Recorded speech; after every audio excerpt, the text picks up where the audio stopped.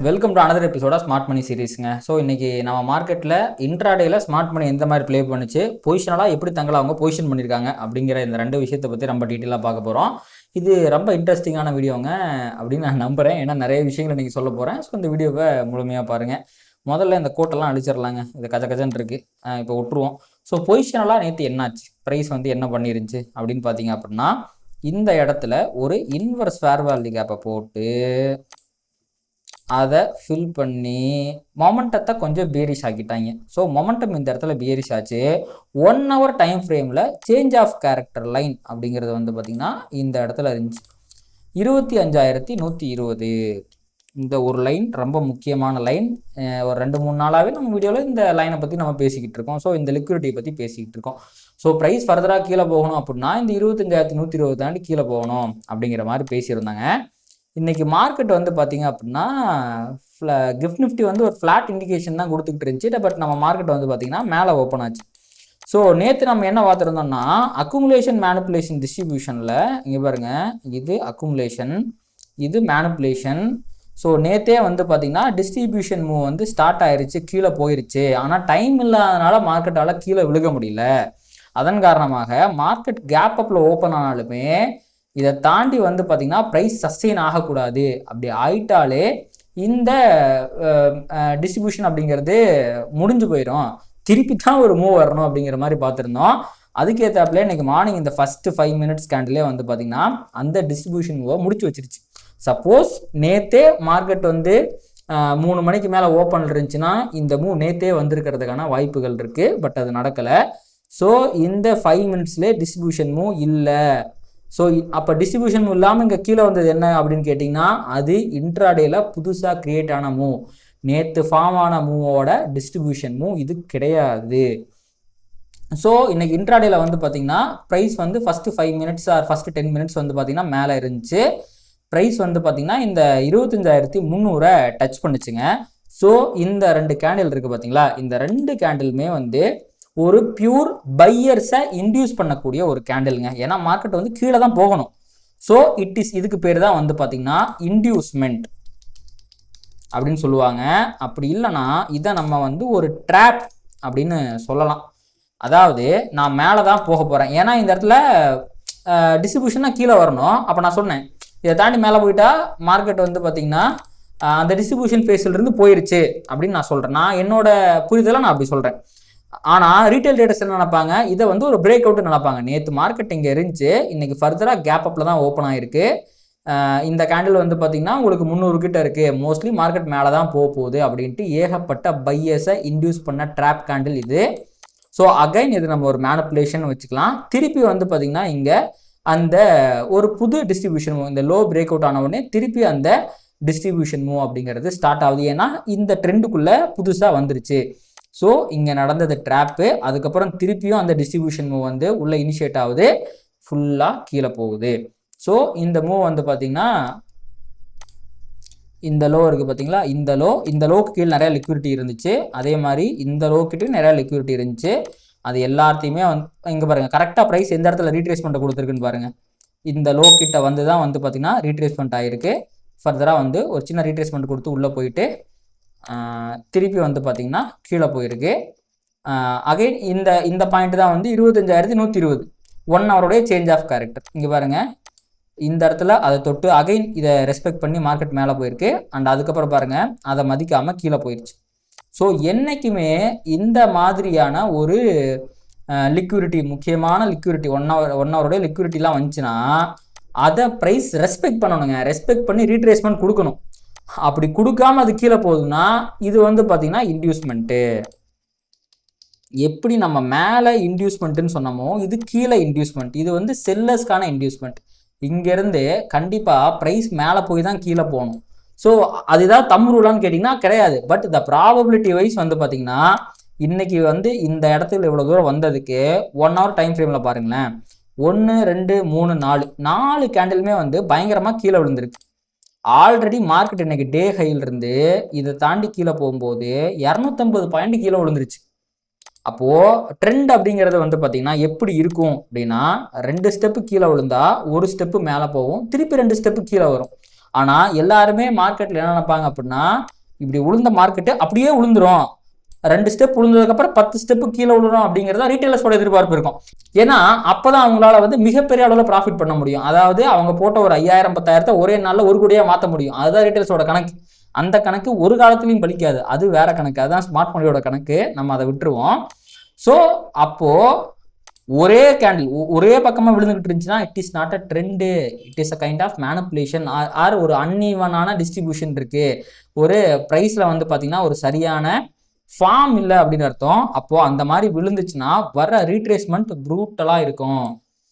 So இதை வந்து நான் எப்படி சொல்றேன்னா, அதுக்கு நான் சில உதாரணங்கள் சொல்றேன். இங்க பாருங்க, நிக்காம கீழே விழுந்தானா, பயங்கரமா டே டு டே பேசிஸ்ல கீழே தான் விழுந்துட்டு இருந்துச்சு. வந்த ரீட்ரேஸ்மெண்ட் பாருங்க எவ்வளவு பெருசா இருந்துச்சு. Same kind of retracement. இது வந்து பார்த்தீங்கன்னா டெய்லி டைம் ஃப்ரேம்ல உங்களுக்கு காட்டினேன். இன்னைக்கு நடந்தது வந்து பார்த்தீங்கன்னா 1 hour டைம் ஃப்ரேமில் நடந்துச்சு. தொடர்ந்து கீழே விழுந்துக்கிட்டே இருந்துச்சு. அப்போ இங்கேருந்து ரீட்ரேஸ்மெண்ட் வந்திருக்கணும். ஒரு சின்ன ரீட்ரேஸ்மெண்ட்னா என்ன, ஒரு 50 பாயிண்ட் 100 பாயிண்ட் ஒரு ப்ராஃபிட் புக்கிங் மேலே போச்சுன்னா இந்த இடத்துல வந்து பார்த்தீங்கன்னா நிறைய பேர் வந்து பை பொசிஷன் ஷார்ட் அடிச்சிருப்பாங்களே, அவங்களோட ஸ்டாப் லாஸ்லாம் மேலே போயிருக்கும். அவங்கள ப்ராஃபிட் புக் பண்ண வச்சுட்டு அதுக்கப்புறம் அந்த ராலி கீழே கண்டினியூ பண்ணி போகணும். அப்படி போகாமல் அது கீழே போனதுனால தான் இது கீழே வந்த இன்டியூஸ்மெண்ட் ஆர் ட்ராப். நிறைய பேர் இந்த இடத்துல செல் பொசிஷன் புதுசாக இனிஷியேட் இந்த இடத்துல கொஞ்சம் பேர், இந்த இடத்துல கொஞ்சம் பேர், இவங்களாம் வந்து பார்த்தீங்கன்னா புதுசாக செல் சைடாக வந்து பொசிஷன் எடுக்க வைப்பாங்க. எடுக்க வச்சு இந்த இங்கே எடுத்தவங்கலாம் மோஸ்ட்லி ஸ்டாப் லாஸ் எங்கே போடுவாங்க, இங்கே பாருங்க, இங்கே எடுத்தவன் இந்த இடத்துல போடுவான், இங்கே எடுத்தவன் இந்த இதுக்கு மேலே போடுவான், இங்கே எடுத்தவன் இங்கே போடுவான், அண்ட் இங்கே எடுத்தவன் மேபி இந்த கேண்டலுக்கு மேலே போடுவான். அப்போது அவங்களோட மொத்த ஸ்டாப் லாஸையும் மேலே போய் எடுத்தாச்சு. எடுத்துட்டு திருப்பி வந்து மார்க்கெட் வந்து கீழே வந்துருச்சு. ஸோ இன்றைக்கி வந்து பார்த்திங்கன்னா ப்ரைஸ் வந்து மேலேயும் இன்டியூஸ் பண்ணியிருக்கு, கீழேயும் இன்டியூஸ் பண்ணியிருக்கு. ஸோ இந்த மாதிரி நடந்துச்சு அப்படின்னா அது ஒரு ட்ரெண்ட் ரிவர்சலுக்கான அறிகுறிங்க. ஸோ டெக்னிக்கலாக சொல்லணும் அப்படின்னா மார்க்கெட் வந்து இங்கேருந்து பொழந்துக்கிட்டு கீழே விழுறதுக்கான ப்ராபபிலிட்டி மிகப்பெரிய அளவில் வந்திருக்கு. அதற்கான சைன்ஸ் எல்லாமே இன்னைக்கு வந்துருச்சுங்க. 9 கிரகங்களும் ஒரே இடத்துல அலைனானா எப்படி இருக்குமோ அந்த மாதிரி எல்லாமே வந்துருச்சு. இது change of character. So price வந்து பியரிஷ் ஆயிடுச்சு. அதுக்கப்புறம் ஒரு ஃபேர்வால் கேப் வரணும், வந்துருச்சு. அதுக்குள்ளே போய் ப்ரைஸ் ரிவர்ஸ் ஆகணும், ஆயிடுச்சு. இதெல்லாம் பார்த்தீங்கன்னா முரட்டுத்தனமான ரிஜெக்ஷன். இவ்வளோ தூரம் மேலே போச்சு, 197 வரைக்கும் போச்சு. ஸோ எல்லோரும் என்ன நினச்சிருப்பாங்கன்னா, ஓகே இது ரிவர்சல் நினச்சிருப்பாங்க. இந்த இடத்துல நிறைய பேர் பையில் ட்ராப் பண்ணியிருப்பாங்க. அவங்க ஆக மொத்தம் ஒட்டு மொத்தமாக எல்லாத்தையுமே புல்லிஷ்ன்னு நினச்சவங்களையும் ட்ராப் பண்ணியாச்சு, பியரிஷ்ன்னு நினச்சவங்களையும் ட்ராப் பண்ணியாச்சு. ஒட்டு மொத்தமாக எல்லாத்தையும் ட்ராப் பண்ணிவிட்டு இப்போதைக்கு வந்து பார்த்திங்கன்னா நான் கண்டிப்பாக கீழே தான் விழுக போகிறேன் அப்படிங்கிறதுக்கான எல்லா விதமான சைனையும் மார்க்கெட் கொடுத்துருச்சுங்க. நேற்று தான் நம்ம பேசியிருந்தோம், 120 உடச்சிட்டு கீழே போச்சுன்னா கண்டிப்பாக மார்க்கெட் கீழே போகிறதுக்கு வாய்ப்பு இருக்குன்னு பேசியிருந்தோம். ரெண்டாவது வந்து பார்த்திங்கன்னா இது வந்து ஒரு ஹெட் அண்ட் ஷோல்டர்ஸ் மாதிரி தெரியுது, இந்த நெக்லைனை தாண்டினாலும் கீழே போயிருங்கிறத சொன்னோம். அதையுமே வந்து பார்த்திங்கன்னா இன்றைக்கி ப்ரைஸ் பண்ணியிருக்கு. ஸோ நிறையா சைன்ஸ் வந்து இங்கேருந்து மார்க்கெட் கீழே போகிறதுக்கு வாய்ப்பு இருக்குது அப்படிங்கிறதான் சொல்லுது. ஸோ அன்டில் இந்த ஸ்விங் ஹை பிரேக் ஆகிற வரைக்கும், அதாவது 330க்கு மேலே ப்ரைஸ் போகிற வரைக்கும் மோஸ்ட்லி ப்ரைஸ் வந்து வரதுலாம் கீழே போகிறதுக்கு தான் வாய்ப்பு இருக்குது. பிகாஸ் ஸோ இது வந்து பார்த்தீங்க அப்படின்னா ஒரு ஸ்விங் பாயிண்ட் வந்தாலும் அந்த ஸ்விங் பாயிண்ட்லேருந்து கீழே விழுறதுக்கான ஒரு கன்ஃபர்மேஷன் வேணும் பார்த்தீங்களா, அது மண்டே அன்னைக்கு வந்த கேண்டில் வரல. ஏன்னா தான் ஸ்விங் பாயிண்ட்டே கிரியேட் பண்ணிச்சு. அதுக்கப்புறம் வந்து பார்த்தீங்கன்னா கீழே விழுறதுக்கான கன்ஃபர்மேஷனும் வந்திருக்கு. ஸோ இந்த 300 இந்த ஸ்விங் பாயிண்டோடைய ஹை இருக்குது பார்த்தீங்களா, 25,330, இது உடைக்கப்படாத வரைக்கும் மோஸ்ட்லி மார்க்கெட் வந்து ஒரு பியரிஷான ப்ரைஸ் ஆக்ஷனில் கீழே போகிறதுக்கு வாய்ப்பு இருக்குது. அண்டு அடுத்து நிஃப்டிக்கு இப்போ அப்படி கீழே விழும்போதே என்றைக்குமே ப்ரைஸ் வந்து இந்த இங்கே விழுந்துச்சு பார்த்தீங்களா, இந்த இடத்துல விழுந்துச்சு, டெய்லியும் கீழே போயிட்டு இருந்துச்சு, இந்த மாதிரி விழுறதுக்கான வாய்ப்புகள் இருக்குது. பட் சப்போஸ் அப்படி விழுகலை அப்படின்னா எந்த இடம்லாம் நல்லா சப்போர்ட்டாக இருக்கும் அப்படின்னா இந்த இடங்க 25,009 அப்படிங்கிறது ஒரு மிக முக்கியமான சப்போர்ட்டாக இருக்கும். அதுக்கப்புறம் பார்த்தீங்கன்னா கீழே இந்த இடம் இருக்குது பார்த்தீங்களா, 24,984. ஸோ இது ரெண்டுமே நல்ல சப்போர்ட்டாக இருக்கும். சப்போஸ் மார்க்கெட் ஃபர்தராக கீழே விழுதுன்னா இங்கே வந்து ஒரு சப்போர்ட் எடுத்துகிட்டு அதுக்கப்புறம் அப்படி கீழே போகிறதுக்கு வாய்ப்பு இருக்குது. அண்ட் இந்த 984 மிகப்பெரிய சப்போர்ட். இதையும் தாண்டிடுச்சுன்னு வச்சுக்கோங்களேன், ஒரு ஒன் வே ஃபால் தான் towards next level of liquidity which is 24,747 வரைக்கும் போகிறதுக்கு வாய்ப்புகள் இருக்குது. ஸோ டெய்லி டைம் ஃப்ரேமுடைய ட்ரான் லிக்விடிட்டி அப்படிங்கிறது இப்போதைக்கு வந்து பார்த்திங்கன்னா இந்த 25,009 கிட்ட தான் இருக்குது. இது ஒரு நல்ல சப்போர்ட்டை ப்ரொவைட் பண்ணுறதுக்கு வாய்ப்பு இருக்குது. இதுவும் உடைக்கப்பட்டால் அடுத்த ஸ்டாப்புங்கிறது இங்கே தான் 24,587 வரைக்குமே மார்க்கெட் போகிறதுக்கு வாய்ப்பு இருக்குது. ஸோ இந்த 2 லெவல் தாண்டணும். ஸோ இங்கே இருந்து இது வந்து ரொம்ப இம்மீடியட்டாக இருக்கிறதுனால இது வந்து ஒரு குட்டி சப்போர்ட்டை ப்ரொவைட் பண்ணுறதுக்கும் வாய்ப்பு இருக்குது. அது ஈஸியாக அதான் ஒரு சின்ன ரிவர்சலை கொடுத்து திருப்பி அதுவாக உடைக்கப்படுறதுக்கும் வாய்ப்பு இருக்குது. அதாவது இப்படி வந்து இப்படி போய் இப்படி வந்துச்சுன்னா ஸோ இன்னும் நம்ம கன்ஃபார்ம் பண்ணிடலாம் ஃபர்தராக மார்க்கெட்டில் செல்லிங் ப்ரெஷர் வரப்போகுது அப்படின்ட்டு. பட் இங்கே வந்து திருப்பி அது நல்ல ஒரு ரிவர்சல் கொடுத்து மேலே போச்சுன்னு வச்சுக்கோங்களேன், அப்படி நடக்கிறதுக்கும் வாய்ப்பு இருக்கு. ஆனால் இருக்குது. ஸோ இப்போ நான் சொன்ன மாதிரி அதாவது இங்கே வந்து இப்படி போய் இப்படி போகிறதுக்கு ஒரு 70% சான்ஸ் இருக்குது டுவர்ட்ஸ் இந்த 586 வரைக்கும் போகிறதுக்கு. இங்கே இப்படி வந்துட்டு இப்படி மேலே போகிறதுக்கு ஒரு 30% சான்ஸ் இருக்குது. பார்க்கலாம் என்ன நடக்கும் அப்படிங்கிறத பொறுத்திருந்து பார்க்கலாம். அஸ் ஆஃப் நோ மார்க்கெட் வந்து பியூராக பேரிஷாக மாறிடுச்சு, கீழே போகிறதுக்கு வாய்ப்பு இருக்குது. ஸோ இது வந்து ப்ரைஸ் ஆக்ஷன் நடந்திருக்கு அப்படின்னா இதற்கு சில நியூஸுமே இன்றைக்கி சப்போர்ட் பண்ணியிருக்கு. ஃபஸ்ட்டு விஷயம் என்ன அப்படின்னா இன்றைக்கி மார்னிங்கே பார்த்துருந்தோம், அந்த போர்ட்டோட ஏதோ டியூட்டிஸை இன்க்ரீஸ் பண்ணிட்டாங்க யூஎஸ்க்கு ஸ்பெசிஃபிக்காக, யூஎஸ் மற்றும் இன்னும் சில நாடுகளுக்கு இன்க்ரீஸ் பண்ணிட்டாங்க அப்படின்னு நான் கேள்விப்பட்டேன்.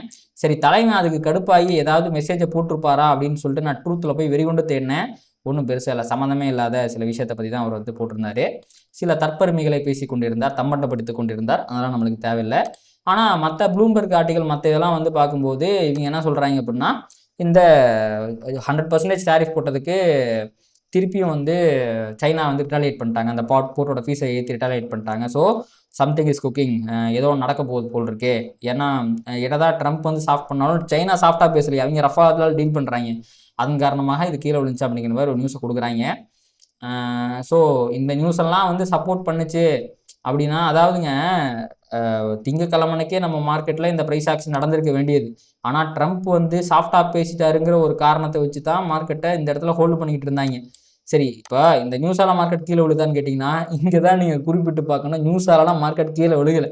ப்ரைஸ் மேலே போகும்போது அதுக்கு ப்ராப்பராக லிக்விடிட்டி இல்லாமல் மேலே போயிருக்கு, அதன் காரணமாக கீழே விழுது. அதற்கு சப்போர்ட் பண்ண விதத்தில் ட்ரம்ப் அதுக்கு சப்போர்ட் பண்ணுறாரு. மார்க்கெட் இப்போ கீழே விழுகணும், அப்படி விழுகிறதுக்கு ட்ரம்ப் சப்போர்ட் பண்ணுறாரு. இதை வச்சு ஒரு ஊருக்கு ஓடிடுவாங்க, ட்ரம்ப் இப்படி பேசினதுனால தான் அது கீழே விழுகுது அப்படின்னு சொல்லிடுவாங்க. ஏன்னா ட்ரம்ப் பேசினதுனால எவ்வளோ தூரம் மார்க்கெட் கீழே போகும்னு சொல்ல முடியுமா? இல்லை சைனா அடுத்து என்ன பண்ணுவாங்கன்னு சொல்ல முடியுமா? முடியாது. ஆனால் நம்ம எஸ்எம்சியை புரிஞ்சுக்கிட்டோம்னா, ஸ்மார்ட் மணி கான்செப்டை புரிஞ்சுக்கிட்டோம்னா, இல்லை ப்ரைஸ் ஆக்ஷனை புரிஞ்சுக்கிட்டோம்னா, கேண்டில் என்ன சொல்லுதுன்னு புரிஞ்சுக்கிட்டோம்னா அடுத்த ப்ரைஸ் எங்கே போகிறதுக்கு வாய்ப்பு இருக்குது அப்படிங்கிற புல்லிஷாக இருக்கா பேரிஷாக இருக்கா இதெல்லாம் நம்மளால் தெரிஞ்சுக்க முடியும். அதனால் இதெல்லாம் சப்போர்ட் பண்ணக்கூடிய விஷயங்கள். நம்ம ப்ரைஸுக்கு ஓஏ ஆகட்டும், நீங்கள் ப்ரைஸை தவிர அதுக்கு நீங்கள் சப்போர்ட்டாக ஒரு இண்டிகேட்டர் ஆகட்டும், எல்லாமே ப்ரைஸுக்கு சப்போர்ட் பண்ணக்கூடிய விஷயங்கள் தான். நம்ம ட்ரேடிங் டிசிஷனை ஓகே நீ ப்ரைஸ் இப்படி சொல்லுதா, அதுக்கு இந்த நியூஸும் சப்போர்ட் பண்ணுற மாதிரி இருக்குது, சரி ஓகே நம்ம எடுத்துக்கலாம், அப்படி தான் எடுக்கணுமே ஒழிய நியூஸ் இப்படி வந்துருச்சுப்பா அது பேரிச்சுப்பா அதனால் மார்க்கெட் கீழே மேலே போயிருப்பான்னு ஒரு முடிவு எடுத்திங்கன்னா உங்களால் ஒரு நல்ல ட்ரேடர் ஆக முடியாது. அதனால் நியூஸுக்குலாம் அதிக முக்கியத்துவம் கொடுக்காதீங்க. அடுத்துங்க, இந்த டாடா மோட்டார் ஷேர் வந்து பார்த்தீங்க அப்படின்னா இன்றைக்கி மார்க்கெட் போயிட்டு இருக்கும்போது திடீர்னு ஒரு 40% கீழே விழுந்துருச்சு. எல்லாரும் இதை கிராஷ்னு நினச்சிட்டாங்க. டாடா மோட்டார்ஸ் ஏதோ நியூஸால் கீழே வந்துச்சு நினச்சிக்கிட்டாங்க, அப்படிலாம் கிடையாது. டாடா மோட்டார்ஸில் வந்து பார்த்திங்கன்னா அந்த கமர்ஷியல் வெஹிக்கிள் அதை மட்டும் வந்து பார்த்திங்கன்னா தனியாக தூக்கி பிரிச்சிடுறாங்க. இதுக்கப்புறம் வந்து பார்த்திங்கன்னா டாடா மோட்டார்ஸ் தனியாகவும் அதோட கமர்ஷியல் வெஹிக்கிளில் தனியாகவும் இருக்கும். 1:1 வந்து பார்த்திங்கன்னா இதை வந்து டீமெர்ஜ் பண்ணியிருக்கிறாங்க. அப்போது இப்போ டாடா மோட்டார்ஸோட ப்ரைஸ் வந்து இதுக்கு முன்னாடி 400 சில்லரை இருந்துச்சு, 700 சில்லரை இருந்துச்சுன்னு நினைக்கிறேன். இருக்குன்னு பார்த்துப்போம். இங்கே பார்த்தீங்களா 300. இப்போ இதுக்கு முன்னாடி வந்து பார்த்திங்கன்னா ஒரு 660 ரூபா இருந்தது, இப்போ 400 ரூபாய்க்கு போயிடுச்சு. இந்த ப்ரைஸ் கரெக்ஷன் வந்து பார்த்திங்கன்னா அந்த இன்னொரு ஷேர் இருக்குது பார்த்திங்களா, அந்த டாடா மோட்டார்ஸோடைய அந்த கமர்ஷியல் வெஹிக்கிள் லிமிடெட், அதுக்கு வந்து போயிடும். ஐ திங்க் அது நாளையிலிருந்து உங்களுக்கு வந்து நீங்கள் டாடா மோட்டார் ஷேர் வச்சுருக்கீங்கன்னா ஒரு டாடா மோட்டார் ஷேருக்கு இன்னொரு டாடா மோட்டார்ஸ் கமர்ஷியல் வெஹிக்கிள் ஷேரை வந்து உங்களுக்கு கிடச்சிரும். ஐ திங்க் நாளையிலேருந்து சப்போஸ் உங்களுக்கு இது டாடா மோட்டார்ஸ் வேணாம், கமர்ஷியல் வெஹிக்கிள் நல்லா இருக்குது போல் இருக்குன்னு அதை வாங்கணும்னு நினச்சிங்கன்னா அதையுமே நீங்கள் வாங்கிக்கலாம். இது வந்து ஸ்டாக் டீமெர்ஜருங்க, கிராஷ் அந்த ஸ்டாக்லாம் ஒன்றும் ஆகலை. ஓகே, அடுத்து பார்த்திங்கன்னா இந்த செல் ஆஃப் இருக்குது பார்த்திங்களா, இது வந்து நம்ம மார்க்கெட்டை மட்டும் நடக்கலை, குளோபலாகவே இன்டியூஸ்டு செல் ஆஃப் தான். 3 மார்க்கெட்டுமே பாருங்கள், யூஎஸ் ஃபியூச்சர்ஸ் எல்லாமே பயங்கர பேரிஷாக இருக்குது. 2வது விக்ஸ் ஏறி இருக்குது. யூரோப்பியன் மார்க்கெட் வந்து கிராஷ் ஆகிட்டு இருக்கு.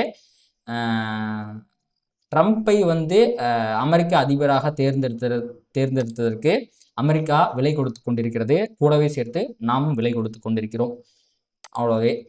இதுதாங்க நிஃப்டியை பொறுத்த வரைக்கும் நிலவரம். அண்ட் பேங்க் நிஃப்டி வந்து பார்த்திங்கன்னா இன்றைக்கி வெறும் 128 பாயிண்ட் தான் கீழே விழுந்திருக்கு. ஆக்சுவலி 1 பாயிண்ட் ஆஃப் டைமில் 300 பாயிண்ட்டுக்கு பக்கமாக கீழே விழுந்துருச்சு.